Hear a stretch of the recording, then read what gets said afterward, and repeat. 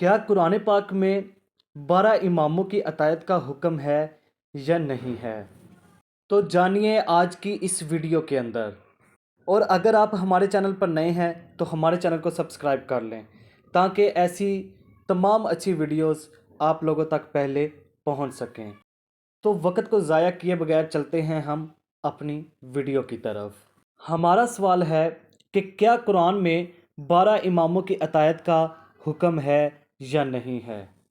ہم اس ویڈیو کا آغاز قرآن پاک کی سورہ یوسف کی آیت نمبر 106 پارہ نمبر 12 سے کریں گے۔ ترجمہ: اور ان میں سے اکثر اللہ تعالیٰ پر ایمان نہیں لائے مگر اس حال میں کہ وہ مشرک بھی ہیں۔ امام باقر علیہ السلام نے فرمایا، اس سے مراد شرک اطاعت ہے، شرک عبادت نہیں۔ امام صادق فرماتے ہیں، یہ شرک اطاعت ہے، شرک عبادت نہیں۔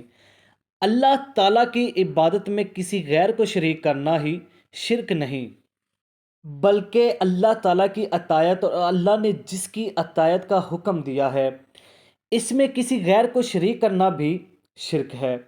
اور اکثر لوگ اطاعت میں کسی غیر کو شریک کر کے مشرک ہو جاتے ہیں، حالانکہ اللہ پر ایمان بھی رکھتے ہیں۔ اطاعت کے بارے میں اللہ نے فرمایا، ترجمہ: اے ایمان والو، اللہ کی اطاعت کرو اور رسول کی اطاعت کرو، رسول کی طرح ولیان امر یعنی 12 امام کی اطاعت بلا فضل کرو۔ اسی کے ساتھ امام باقر علیہ السلام فرماتے ہیں کہ جس اولیاء امر کی اطاعت کا حکم ہے وہ ائمہ معصومین ہیں، یعنی ہر امر پر ملکیت رکھنے والے ہیں۔ شیخ صدوق لکھتے ہیں کہ جابر بن عبداللہ انصاری نے حضرت محمد صلی اللہ علیہ وآلہ وسلم سے عرض کیا کہ اولیاء الامر کون ہیں؟ تو ان حضرت صلی اللہ علیہ وآلہ وسلم نے فرمایا، اے جابر، اس سے مراد میرے خلفاء ہیں جو میرے بعد مسلمانوں کے امام ہوں گے۔ ان میں سے پہلا علی بن ابو طالب ہے، پھر حسن، پھر حسین، پھر علی بن حسین، پھر محمد بن علی ہے۔ اے جابر، تیری امام باقر سے ان قریب ملاقات ہوگی، جب تیری ملاقات ہو تو میری طرف سے انہیں سلام پہنچانا۔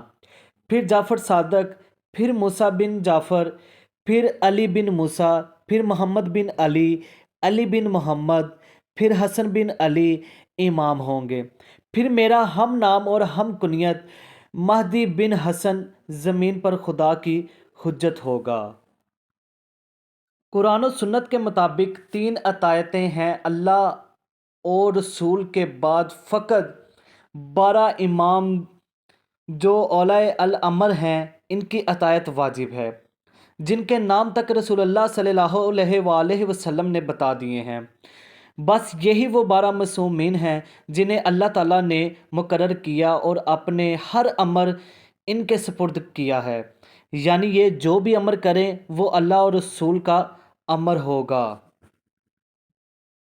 اطاعت کا مطلب یہ ہے کہ دین کے احکام میں یعنی معرفت اصول دین اور فروغ دین صرف ائمہ معصومین سے ہی حاصل کرنا واجب ہے، کیونکہ یہ اللہ کا دین ہے اور اللہ اپنے دین کے احکام پہنچانے کے لیے اپنے نمائندے کا انتخاب خود کرتا ہے۔